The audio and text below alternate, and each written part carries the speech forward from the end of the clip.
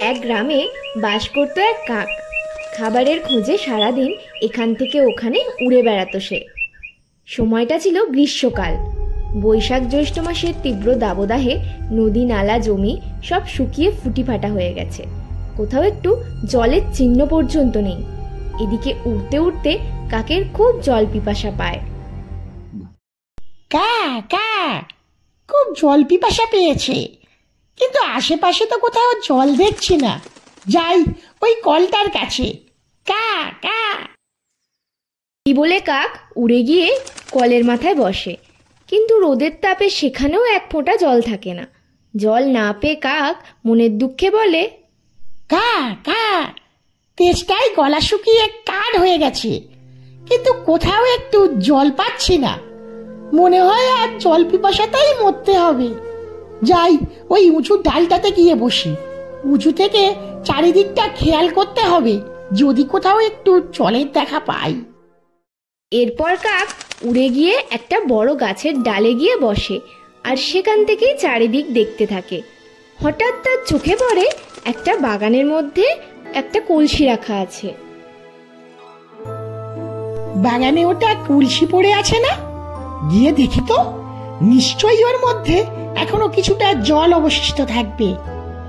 একটু জলের আশায় কাক উড়ে গিয়ে বসে সেই কলসির ওপরে।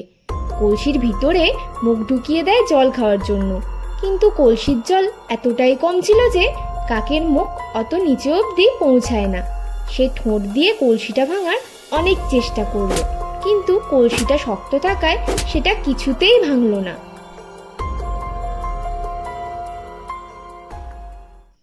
কা কা জলটা তো কলসির অনেকটা নিচে। ঠোঁট দিয়ে ঠুকরেও কলসিটা ভাঙা যাচ্ছে না। কিন্তু যেমন করেই হোক এই জলটা আমাকে খেতেই হবে, না হলে আমি যে মারা যাব। এখন একটা বুদ্ধি ভাবতে হবে। মাথায় একটা বুদ্ধি এসেছে। আশেপাশে অনেকগুলো নুড়ি পাথর পড়ে আছে না? ওইগুলোই তুলে কলসির মধ্যে ফেলে দিলে তাহলেই জল খেতে পারবো। এই বলে কাক উড়ে গিয়ে আশেপাশে পড়ে থাকা নুড়ি পাথরগুলো মুখে করে তোলে ও একটা একটা করে কলসির মধ্যে ফেলতে থাকে। এইভাবে কিছুক্ষণ কলসির মধ্যে নুড়ি পাথর ফেলার ফলে কলসির জলও ধীরে ধীরে উপরে উঠে আসে।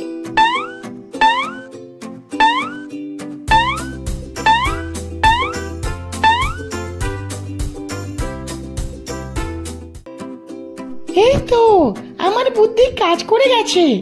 আহা, এবার এই জলটুকু পান করে আমার তেষ্টা মেটাই।